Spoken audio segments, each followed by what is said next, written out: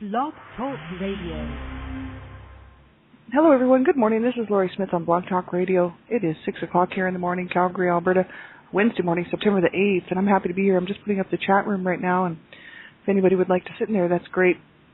If you're awake, and at this time, I'm having a coffee here, waking up, and just glad to be able to do these shows and continue talking about, the adult survivor issues and the whole issues surrounding child abuse, and this is one child abuse survivor to another.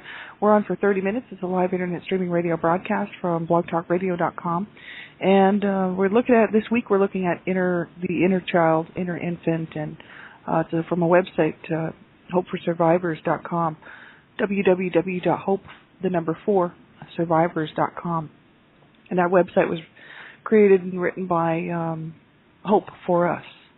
And she's a survivor, and you can go on her website there and read her story. And she's written some really great stuff there. She read John Bradshaw's books, a couple of books, and she's done some websites and web pages regarding those books that John Bradshaw wrote, and talking about her own story. And then she has some other references there as well from other like therapists and psychotherapists and whatnot. And so it's quite interesting. I'm enjoying taking a look at it. I never really have researched the inner child, and I always, I'd heard about people having an inner child, and I recognized that I had an inner child that I could sort of see with my mind's eye, and I knew she was there, and I thought, how am I ever going to get in touch with this inner child, or am I supposed to, or I didn't know a whole lot about it. So I'm finding this information very helpful. It's a lot more in depth than I thought it would be, especially because I didn't know a whole lot about the inner child, right? And this is like she was explaining. It's different than dissociative disorder. This is not the same thing. It's different. Like everyone has an inner child, and that's just our inner youth. It's our inner self, right? When we were younger, at whatever stage, that possibly, could be wounded, right? Might not be wounded, but could be wounded, right? So if you're a survivor of child abuse, I know, like I had an inner child that was very, very wounded, and she's not feeling so bad now, because I don't feel the same feelings inside that I used to feel, that whole rage and the whole anger and whatnot. So I recognize that, I'm in a better place, and my inner child is as well. I want to look at a section of this called the inner infant, and there's a whole bunch of affirmations that she's got here that she probably took from John Bradshaw's book, and I'll give you that information here in a minute. So I'm not a therapist, I'm not a counselor, I don't hold any certificates in those areas. I'm just a private citizen paying to do my own blog talk shows, and I think it's important that everyone know this. I'm a survivor myself, and so I'm always looking for information, searching, trying to learn how to help myself and how to, to cope and to get along in this world as a survivor of child abuse. I've come a long, long way. So you have to listen at your own discretion, because the topics of abuse are very sensitive. And these topics surrounding, the adult survivor issues can definitely trigger people. And you have to know what's good for you to listen to, right? So as a survivor, you have to know what point you are in your healing. And then if you think the show is going to bother you because, you're just not strong enough to listen to it, or it's just going to trigger you, you have to turn the show off, because you have to listen at your own discretion. It's truly your decision to listen to these types of things and to read certain things out there, material and whatnot. And I know that so many people, when you're just starting out your healing journey, it can be triggering, and it can really cause you to kind of have a bad day, and you can go kind of backward in your healing instead of moving forward at a steady, even pace, right? And so it's so important to get some help, if first of all, if you're suffering and you're not coping well, things are not going well, you have to get some help. It is literally your responsibility. I realized that 3.5 years ago when I was sitting on the couch expecting everybody else to take away my pain. And then I thought, how can I even expect them to do that? It's going to have to be me, and this is a sad part, because I just didn't want to have to deal with it. But it was going to have to be me to go through this and to get the help that I need and to work through it.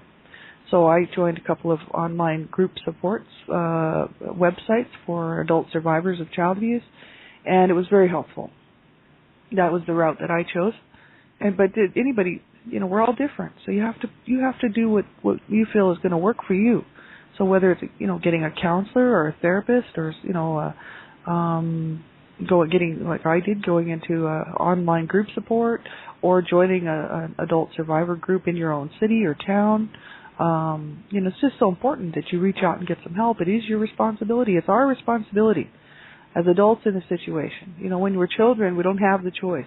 But as adults, we do. And so at the age of 41, I finally decided to quit fooling around, stop being so, irresponsible really with my own emotional health and my own well-being, and start healing. You know what I mean? It was my responsibility to do that. I took the first step. I started to reach out, and really most of my healing has been accomplished in the last year, I would say. I had already started 3.5 years ago, almost 4 years ago now.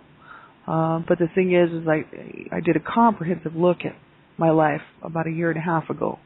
And then I started to really work on my healing about 1 year ago. So it has taken me some time. And I, didn't have benefits, and I don't have any extra money, to go see a counselor, and I can work and I can function.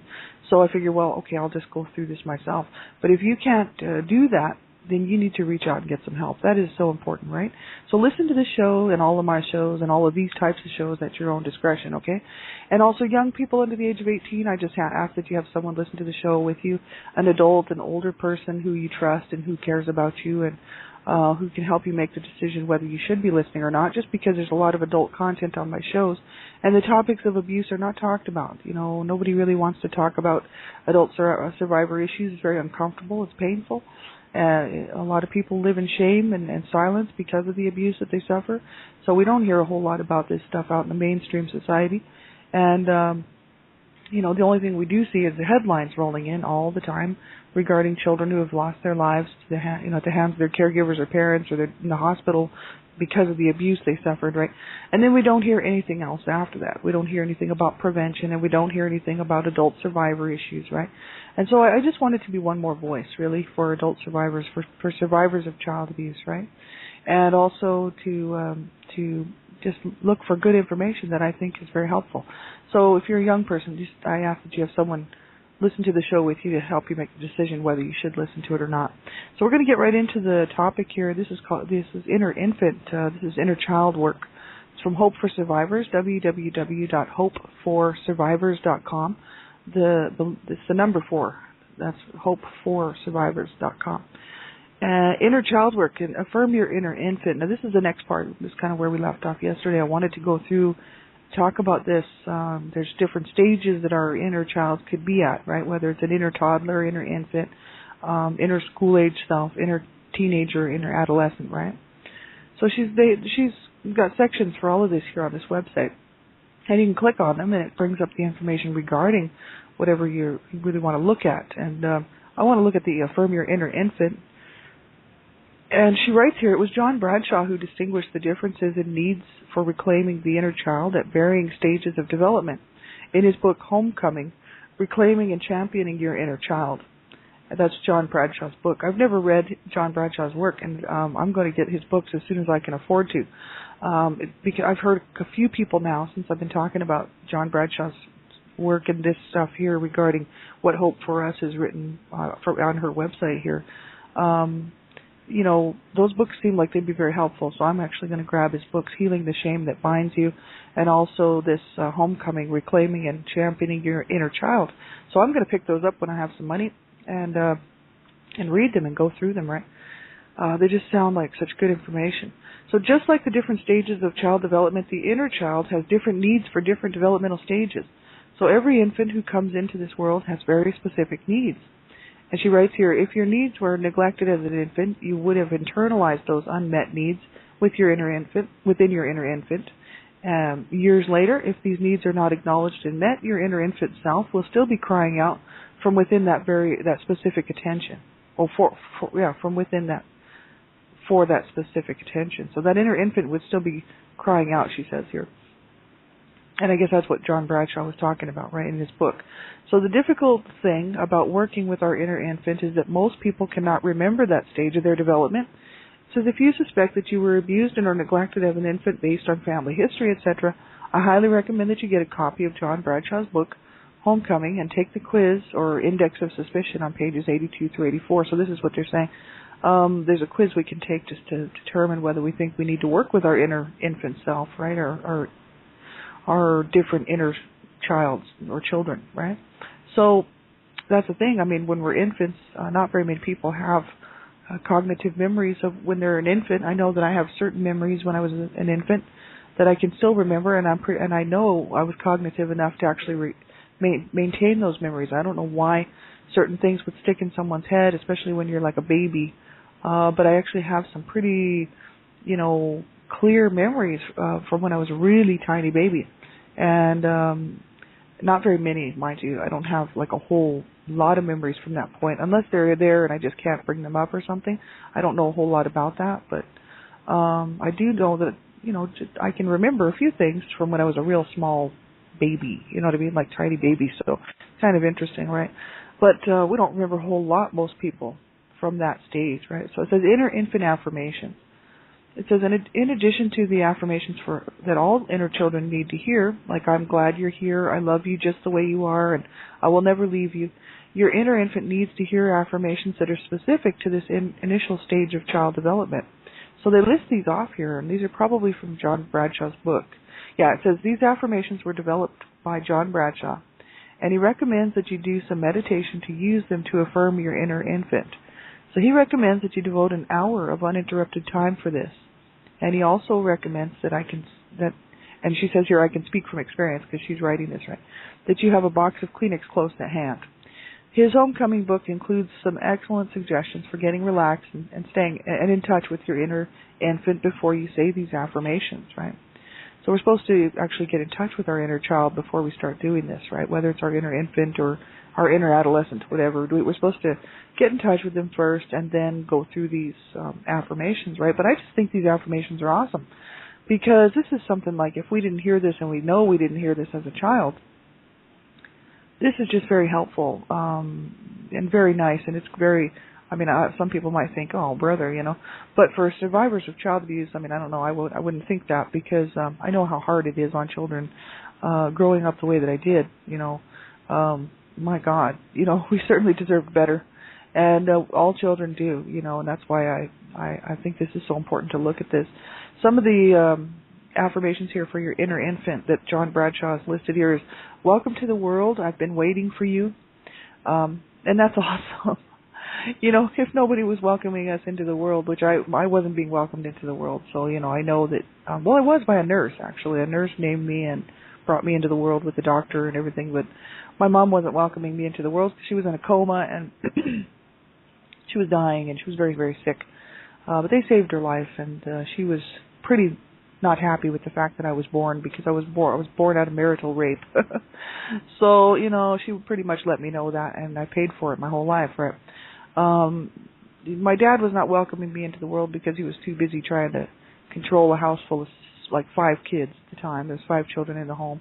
And, he was just not there for my mom. He was not there for the children. When later on, my dad is still living. He's 87 years old. He's been there now as an adult. He's tried to be there as much as he can. He's borderline schizophrenic, and he's got problems, right? But the thing is he's not the abuser that he used to be, obviously, because he's 87. What can he do? He could still do some damage, but he's a pretty strong guy. But the thing is his heart has calmed down. His whole attitude is somewhat better. He's still abusive, but not like he was. You know what I mean? So, back in the old days there, he was not good to my mom, and I know this, because I watched him, the way he treated her my whole life, and it was absolutely despicable, and my mom should have left him, before I was even born. Of course, then I wouldn't be here. But the thing is maybe I would be, I don't know. But the thing is she was not getting any support. So when I came in the world, I'm sure I wasn't sat around and nurtured, right? Nobody was sitting there saying, oh, I love this little baby or this, I was just laying somewhere probably being attended to, and given the basic needs, and that's it, right? No, there was no love, no nurturing, and no care. So it says, I've prepared a special place for you to live, and that's what we can tell our inner infant. And we can also tell our inner infant things like, your needs are okay with me, and I'll give you all the time you need to get your needs met. And also we can say, I'm so glad you're a boy or a girl. And also I want to take care of you, and I'm prepared to do that. And here's another one. I like feeding you, bathing you, changing you, and spending time with you. This is things that we can tell our inner infant, right? And in all the world, there has never been another like you, and God smiled when you were born. So these are things that when we get in touch with our inner infant, we can go through and do some nurturing work, and that's very important. And a lot of people, I don't know if people think this is such a serious thing, and why should they do this type of thing, right? Well, I recognized that I needed nurturing because I had not gotten any nurturing as a small child, and I remember I have very cognitive memories of being pushed away by my mom. My mom was always pushing me away because she was very sick, you know what I mean? She had all these kids, and she was not supposed to have any more after the fifth one. She ended up having 1, 2, 3, 4. There would have been 8 children total. 10 children. 10 children. 2 before my sister. 1 before my sister and my brother, and 2 in between me and my sister. So 3 were stillborn. So 7 of us made it. So the thing is, she had 7 children who lived, 3 that didn't, that were born stillborn. She did not want, very many of us. I'm sure their marriage was pretty much toast from the get-go.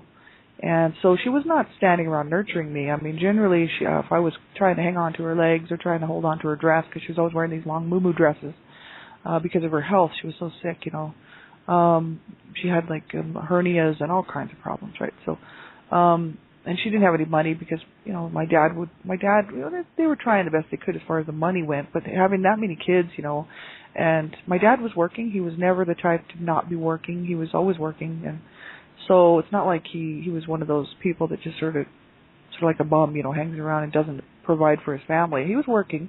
He was doing the best he could as far as that went. But the thing is that there wasn't a whole lot of extra money, right?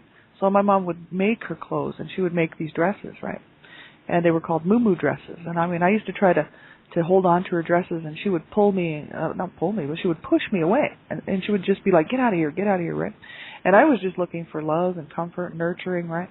And especially in the home that we were growing up with, because it was so violent and so abusive, between my parents and brothers and sisters and everybody, the abuse was just spilling out to everybody from my parents, right? And then the siblings were not doing well, and things were just bad, right? I was so little and tiny, right? I just was looking for some comfort and some security, really. So I was wanting to hang on to her dress and stuff. And then I realized after a while it wasn't going to do me any good because she was always pushing me away. And so as a young child, I missed out on all that nurturing. I missed out on the whole, come and sit with mom, let's read a book, or, she didn't want me sitting with her. She didn't want me getting too close to her. She didn't want to love me is what the issue was. I was kind of always forcing her to love me, you know what I mean? Or trying to force her to love me as a child, right? And that's just, I think, human nature. Children are like that unless that's where I think a lot of psychiatrists and psychologists would be interested in my story, because I have so many clear cognitive memories of it, and they could get a lot of information from me, I think, because it's all pretty much, it's the truth, it's factual, right? And you can see, I've read other stories where, the parent just can't love that child, and that little child will still try to love the parent even after they're being abused. And, a lot of times people picture children, little babies and stuff, and young toddlers developing a lot of hate for their parents, even because of the abuse that they're suffering. But that's just not the truth, because children are so innocent, and children are so pure and so good, that it takes quite a lot to turn them into these monsters like myself that I turned into later on in life. You know what I mean? It takes a lot to push a child to that point where they actually shut down. So when you see a child who shuts down, man, there's some serious problems. And children who turn into their parents, turn into their abusers, they had to have gone through some pretty traumatic stuff in order to change a child like that, because children are just naturally, beautiful, loving little people, right? And they'll put up with a lot, and they still love you. I still love my mom, even though she was treating me the way she was, and even as a young girl, I still loved her, and even as a teenager, right? But she was pushing me and pushing me and pushing me, and constantly berating me and abusing me. So obviously, eventually, my attitude turned pretty negative towards her. Even though I loved her dearly, I wanted to hate her because of the way she was treating me, and part of me did hate her because she made me hate myself. And so I thought, the part of me that hated myself hated her for causing me to feel that way. And the same with my dad and my brother, one of my abusers as well. So this is the thing, right? Not so many times children who are abused, there's no nurturing, there's no comfort, there's no love. Now sometimes there is by maybe someone else in the family, like maybe it's a grandparent or a sibling, or maybe it's a relative, an aunt or an uncle or somebody like that who kind of comes along and picks up the pieces and tries to help that child. But sometimes there is no one, and so that's the sad part. When there's no one doing that, these children, they basically don't get that love or that nurturing from anyone. And so I started to do a lot of self-nurturing myself 3.5, almost 4 years ago now, right? So, I started looking in, and I thought, okay, I need to nurture myself. I have to become my own parent. I have to redo the damage. I have to, negate all of that stuff and replace it with all of this good stuff, positive thinking and positive feelings about myself. I was always able to be positive about other people and always able to be positive about life in certain areas and certain aspects, and try to keep a good stiff upper lip. But let me tell you, when it came to myself, I wasn't doing a whole lot of self-nurturing, and I could just hear, I think I was just kind of suffering from a lot of, I don't know whether it's anxiety, PTSD, or maybe it's just flashbacks or whatever, but, I could hear my mom's voice very, very loudly and clear telling me all the stuff that she had told me as a child. And, I still do to this day. Her voice is still in my head. But what I've learned to do is nurture myself and learn to push away that stuff and kind of not listen to that voice and listen to my own inner voice, becoming my own parent. You know what I mean? I sort of replaced all that with my own voice saying, you do count, you do matter. I said it enough times, these affirmations. And that's why these affirmations are very important and very powerful.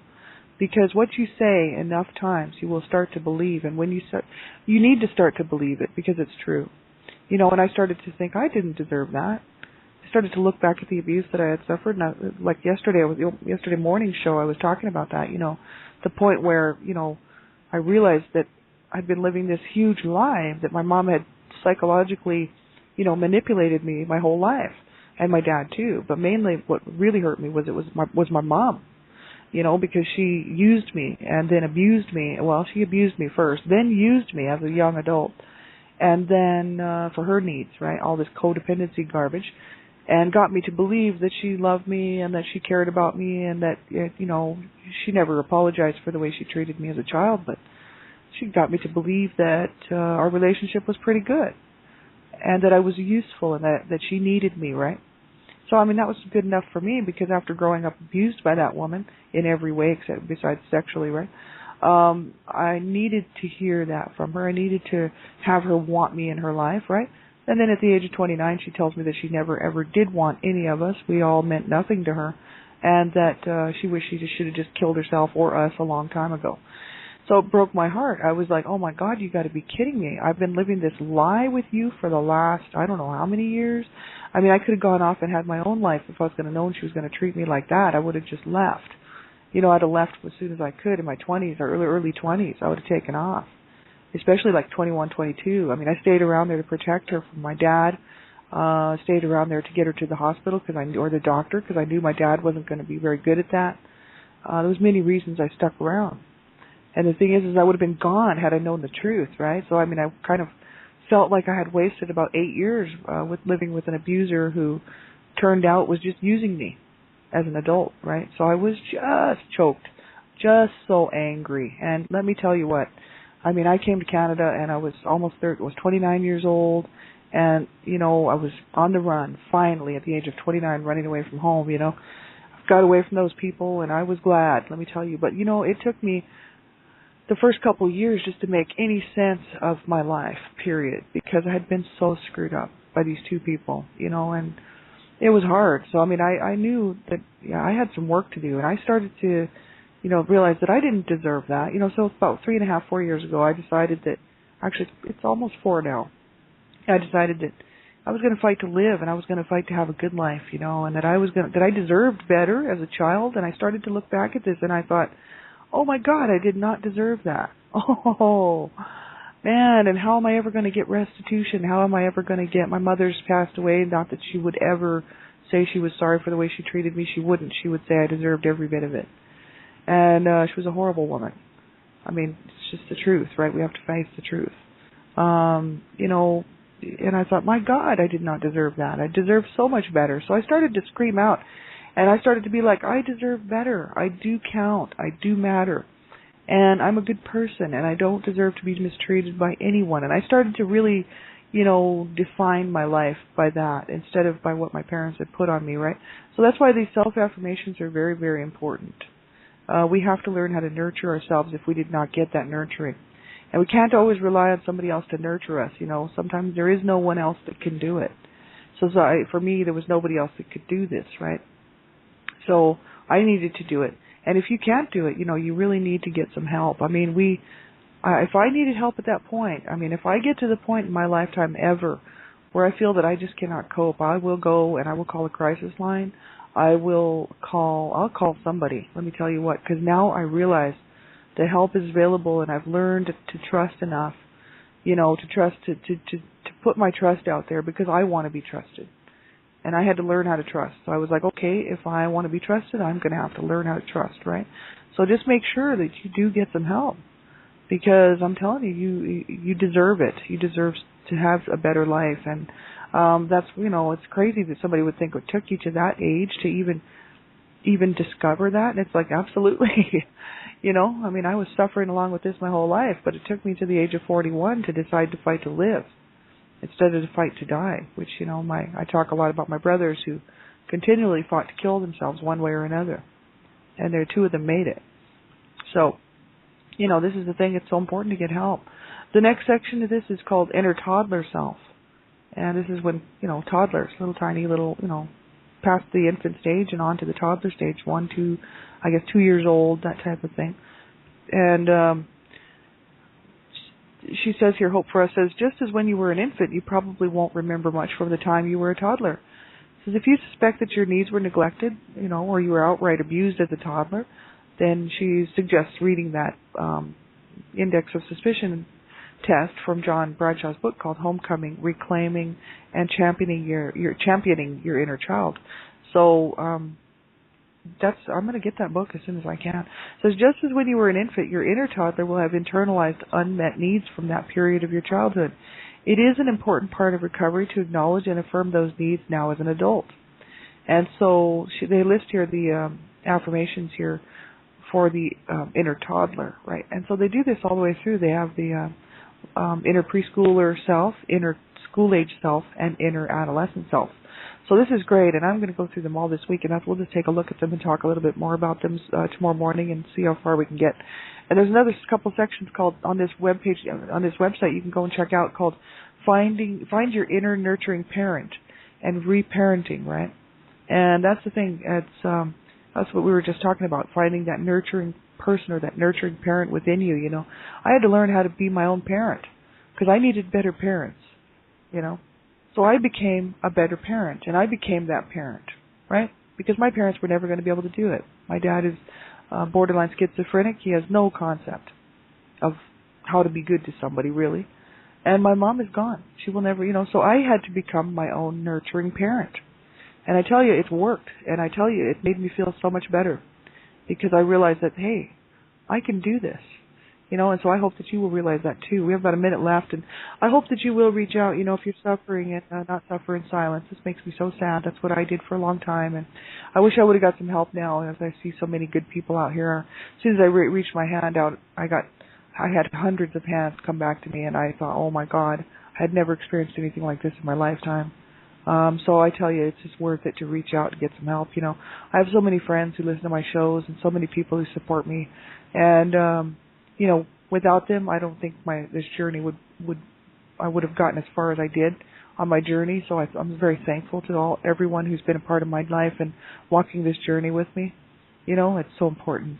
Make sure you do reach out and get some help. You can contact me on Blog Talk Radio or on Facebook. I'll be around, and I'll you know, just keep you in my heart, and you know, make sure you do get some help. Don't suffer in silence, right? We do count.